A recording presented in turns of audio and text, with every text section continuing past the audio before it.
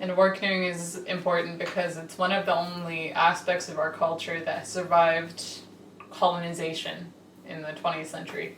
There were many efforts to disband First Nations people through social isolation, much like we're experiencing now. And they did that through the potlatch ban. And that pretty much did exactly what it sounds like, but what it did exactly was to ban X amount of First Nations people from getting together. So we couldn't hold any potlatches, we couldn't do any ceremonial practices, and through that, War Canoe kind of evolved into a sport. And we were allowed to go in through that loophole in order to continue practicing our culture together.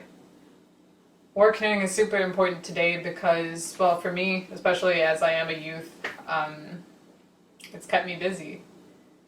There are many times where I definitely could have strayed off the path that I was on and that I am on now through drugs, alcohol, not paying attention to school.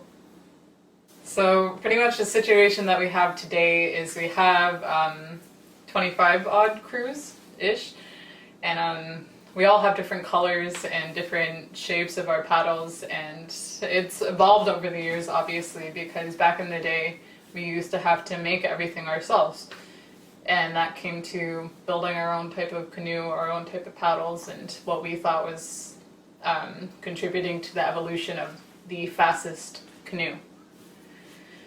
So we went from very long straight blades where the blade was most times a lot longer than the shaft, and that's how they liked to pull back in the day. It obviously worked for them.